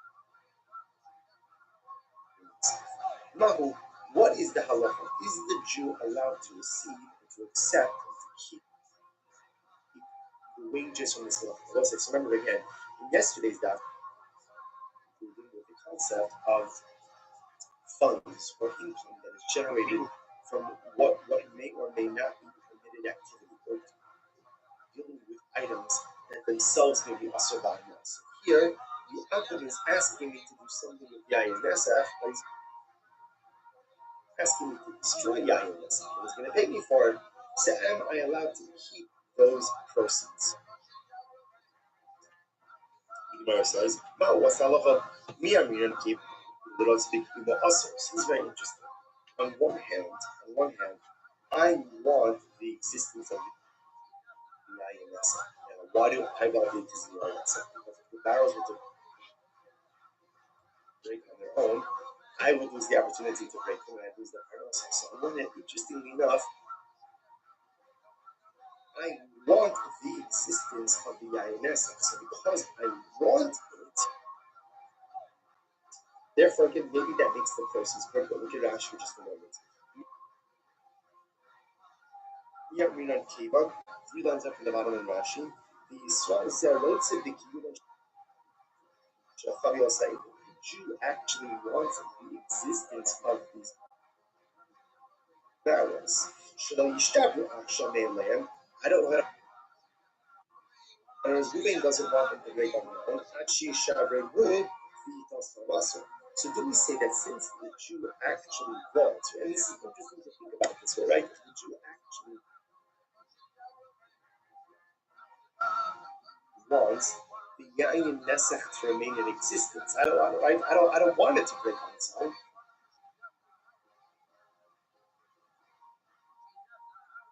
So therefore, maybe that's considered to be proceeds from Yayin Nesach, and therefore again,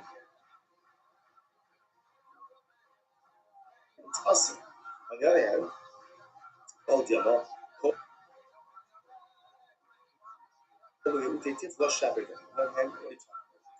this is the destruction of Yayin Nesach, destruction of other Zara. This is a good thing. This is a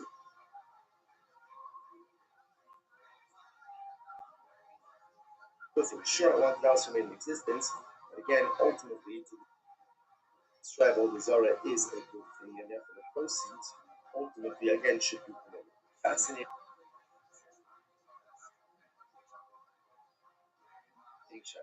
Rabbi Nachman says, Yishmar Rabbi Nachman says, no, take the job. Jew, take the job, get the money, and tell a bracha you should be blessed. You have the opportunity to go root out of Zara. That is a good thing. Take the money and go.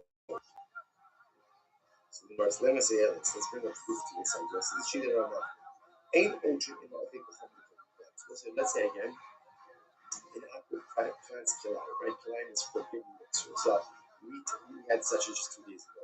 Wheat and let's say, for example, wheat and grape farmers. That's the how we get it. It's forbidden mixture. So if an Obed Kochav is planting kilayim, the Jew can't go ahead and assist him in the planting. Ocean is like home. You know, removing weeds, we'll see covering with dirt. You can't do that. Of Son of God, 64. About opening of the what can I do? I can uproot, right? I can uproot the Then I am allowed to do that. About Ogrin, Lashlichon and Igor Ba'afal of the Roti, the Kumashli Akamelin at Shakman. Let's say the Akum hires me and he says, listen, silver, do me a favor, I planted Kalayim. Now, again, you have to put Kalayim around. So, but let's say again, he asks me to uproot it. I am allowed to do that even though I'm going to get paid for working with Kilayim, right? And I want the existence of the Kilayim because if the Kilayim somehow uproot on their own, I lose out on my parnasa. So the Gemara says.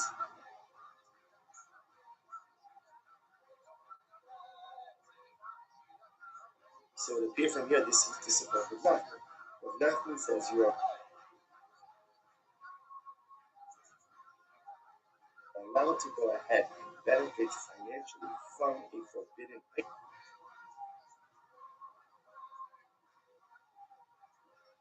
item when that benefit ultimately again results in the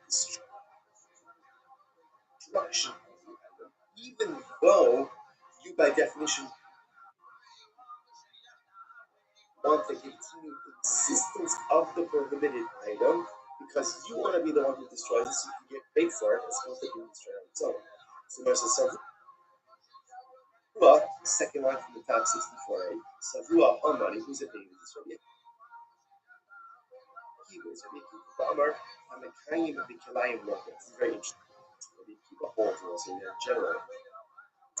Not only is there a prohibition to plant Kilayim, not only is there a prohibition to go ahead and facilitate the growth of Kilayim, but you can't even do anything that sustains them. So, for example, Rashi points out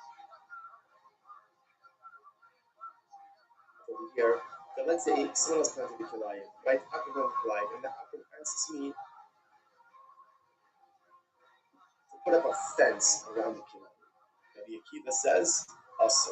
Why? Because the act of putting up a fence, by definition, is part of the sustaining of Kilayim. Putting up the fence has nothing to do with the actual plant itself. Nevertheless, it is going to be also going to be decided. Here we go. Nafish means weeding.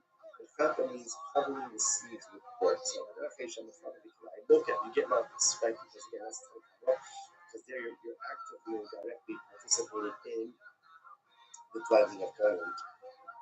Rabbi Akiva says, Rabbi Akiva says, even if you do anything to sustain the Kilayim, for example, put up the fence around the Kilayim, that's going to be problematic as well. So where is my time Rabbi Akiva? Where is Rabbi Akiva come from? Satfa Tizra Kilayim. Pasuk says, do not plant Kilayim in your field. In the Elazorea, I only know the prohibition of planting. The Kayim, how do I know that I'm not even allowed to do something to sustain the actual growth itself? It's like even like putting up the fence. Amelomar lo Kilayim. So Rosh says it's interesting that here the Gemara is making a little bit of a play on words. A little bit of a play on words. So again, the Gemara is there. actually kind of slicing the house like low killer. You can't do anything that ultimately, again, enables the existence of kilayim, even if it's not directly involved with the actual plant itself, but just something that sustains it. That's going to be asur as well. Ilu.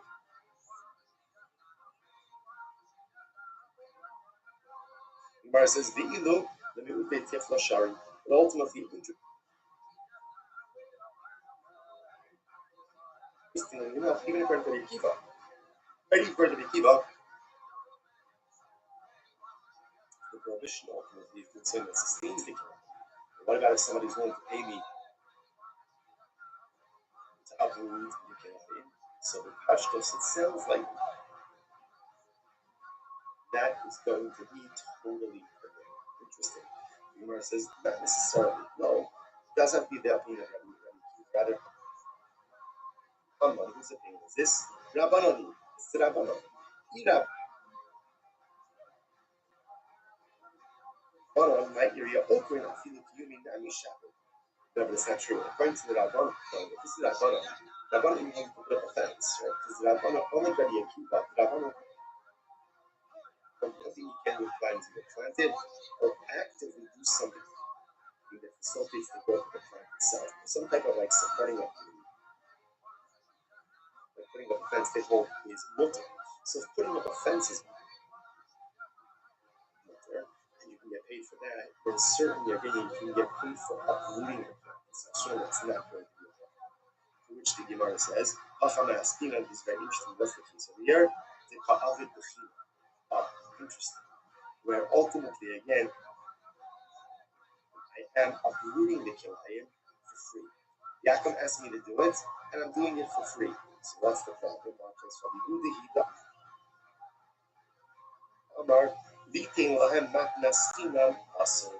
Ultimately, Rabbi Yehuda is of the opinion that halacha l'maaseh you are not allowed to do a favor for him. Right? We actually have this in the beginning of our Zohar. So all my quote as well. Right? Doesn't mean don't compliment them, don't give them a skin on them. Yehuda says don't do other things. You can't work for free. You can't do something for Akum for free. If the free favor is destruction of Avodah Zarah, you still can't do it. So which the Gemara says, Nishma Rabbi Akiva la. Now, the fact that you're setting this up according to Yehuda sounds like according to Rabbi Akiva is not be permitted. Yehuda Asra Litin Maklasina, Abal Leute Tifla Shapin. The Gemara says, no, according to Yehuda, Yehuda says it's true. You can't do a favor, so to speak, give a free gift. You can't do a favor for him. But to do something to Akud Avodah Zarah, that's absolutely good. That's a good thing. That's an objective benefit. I have, said Rabbi Akiva Nami. Rabbi Akiva. I'm Rabbi become a parent kilayim up there. You take Tifla Shapir. You say something for the friend Rabbi Akiva. Even though Rabbi Akiva has a more expansive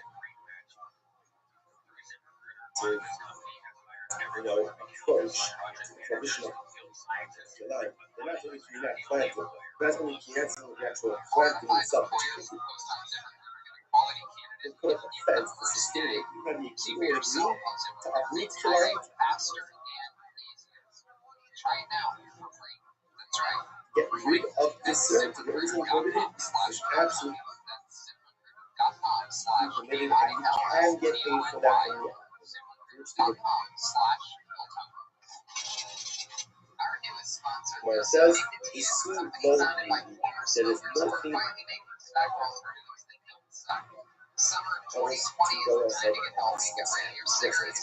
discuss. That's good. This is like the Talmudic equivalent of like a lecture.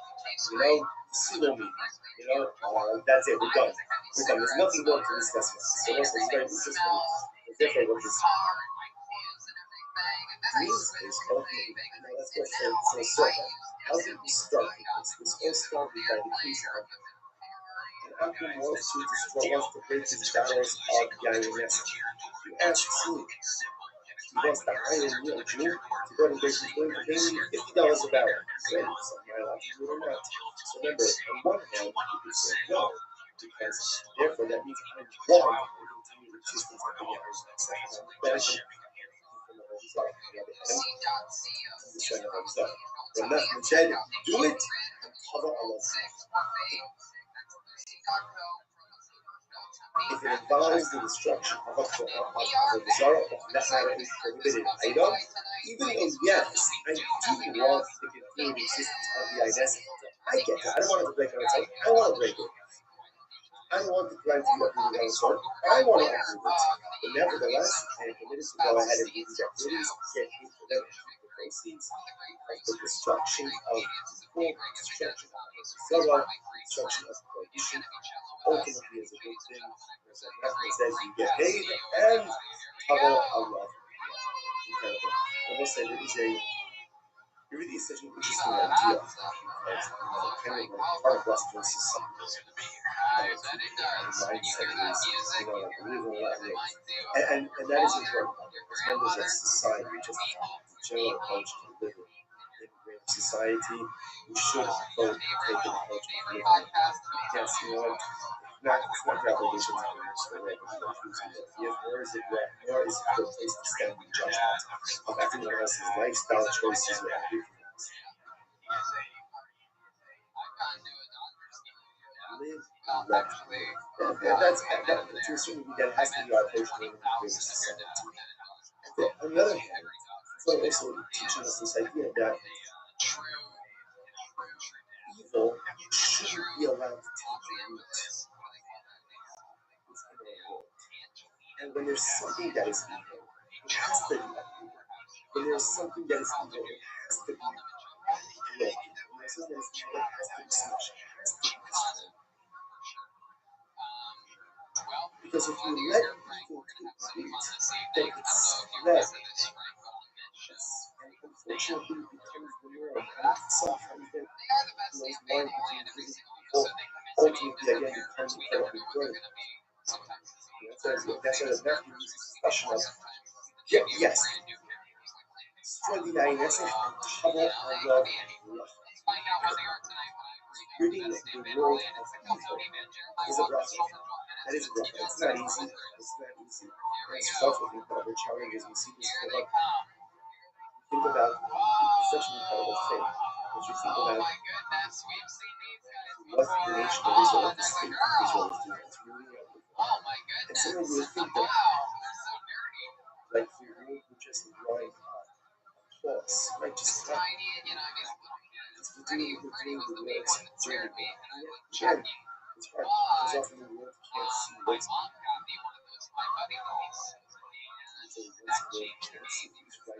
but when that tells us sometimes sometimes the Muslim says Yishbar Kabbalah. Sometimes you have to identify evil, you have to break it. You have to smash it, you have to destroy it, and once you do it, ultimately the process is different. The process is really but ultimately when you get to the side of the process, that's what it's really about.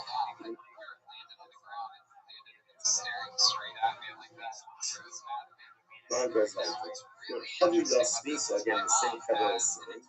And the answer to my question was Heavy Yosvi, become a very like, the may have us come the other. So that's it, this is very good.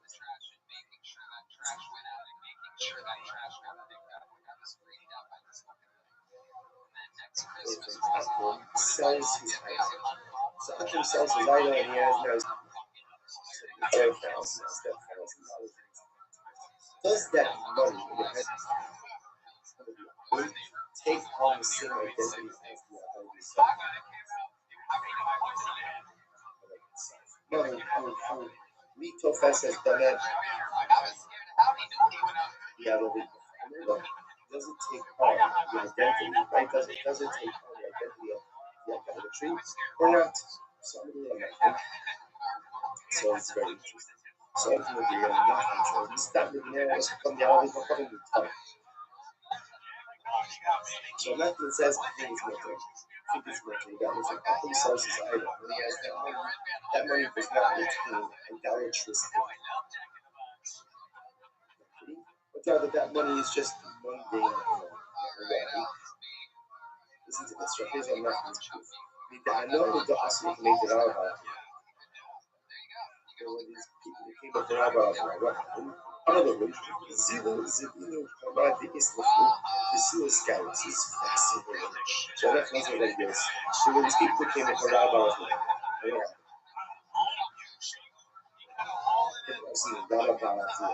And they wanted to convert. That I told them, guys, before you convert, here's what you need to do. Sell off all of your idolatry, right? Sell off all of your idolatry, and then you have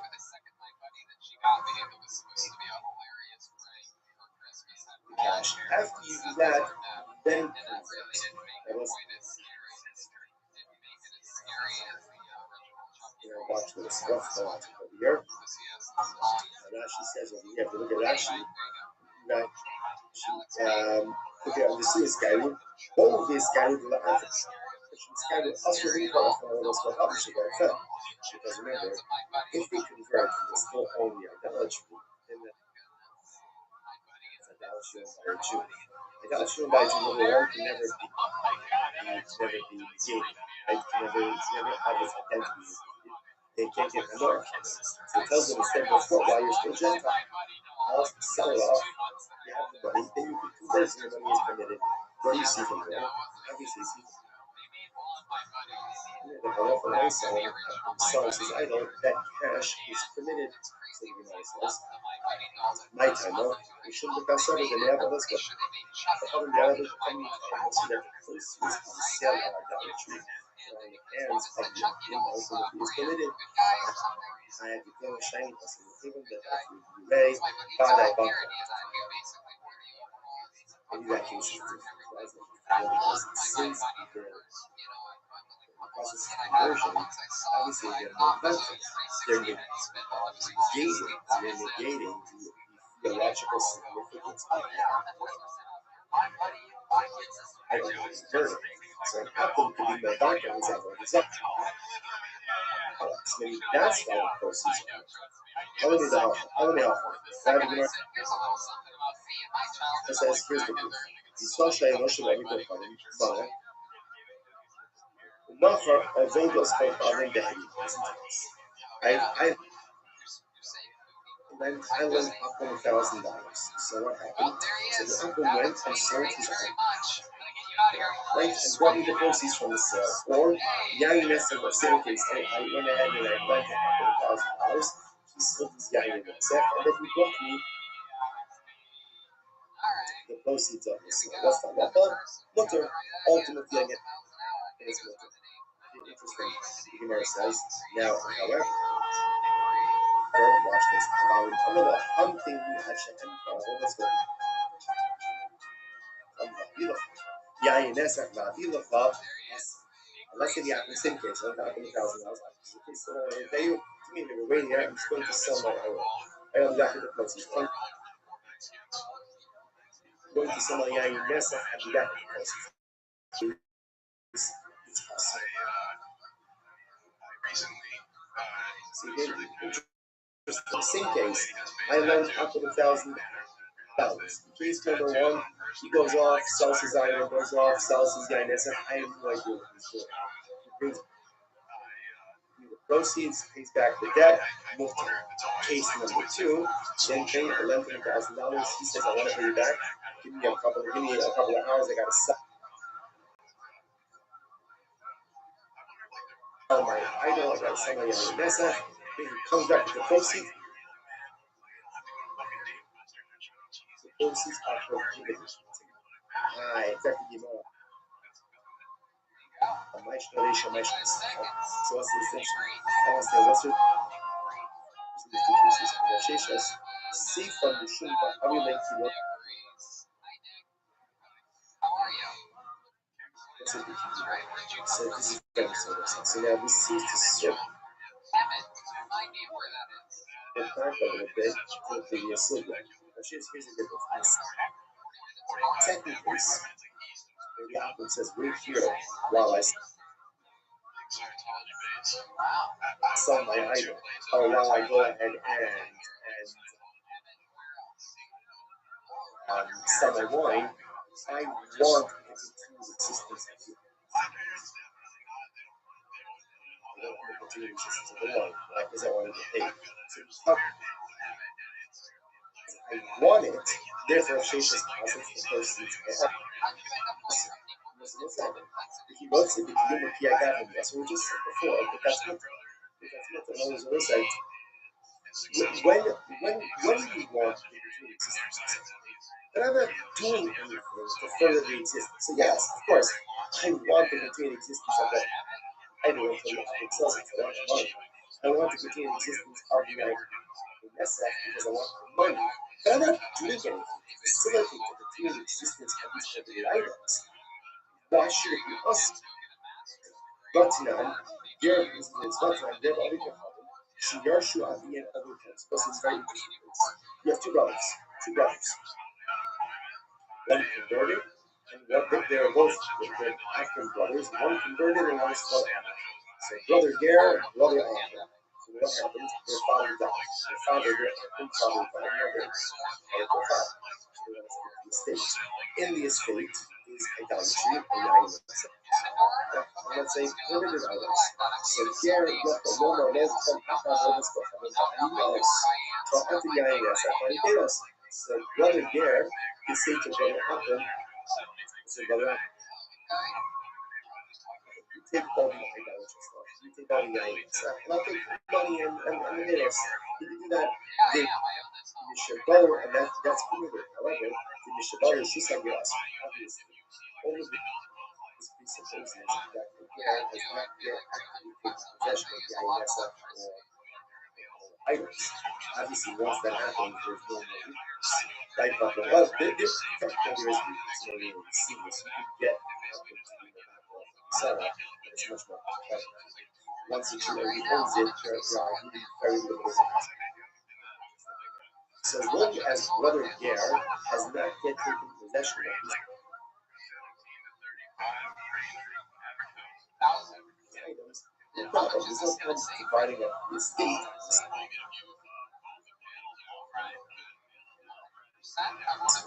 However, if brother Ger already took possession, then it's possible. So let's say something up here, then what do you see there?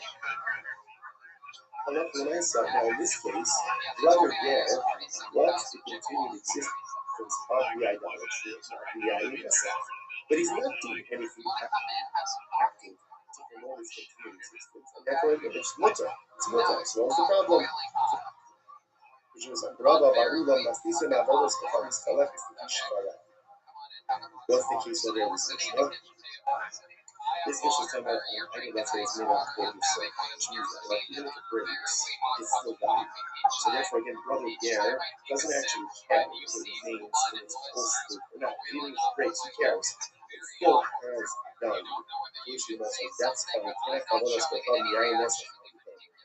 That works fine for an idol. Now, how would you explain the Jerusalem of Yayin? The Pharaoh's Hadron. So this is very Adrianic. So earthy, Rashi points out over here. Adrianic person, therefore, he is very absorbent. So therefore, you put wine in there, the person that absorbs but you can take a shot of that everywhere, put it in water, and reconstitute water. In that case, also, brother here doesn't carry the flow. He casts weight. Doesn't make a difference. Either way, the value is still the same. Even if that's so, even if brother Gail doesn't care about the fact that it's big, right? But he does care about it. Still wants to continue existence. Don't bring a riot in this case. You're bringing a riot in the case of the inheritance. There, no. Shani.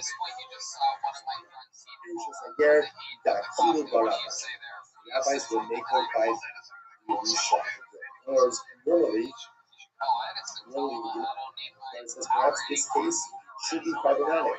But halacha for myself, Chazal will make her by the Yerusha. And as long as the ger has not yet accidentally taken possession of the ISF or the item, He's absolutely committed to work this Saturday with his brother.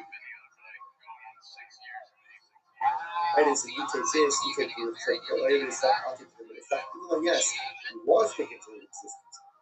Why? Why would they go by again? I think about Adam, Zera, Shem, and Yatsu. They are afraid that if the Ger has to make a choice between his money, his Yerusha, and his religion, he will choose his money and choose his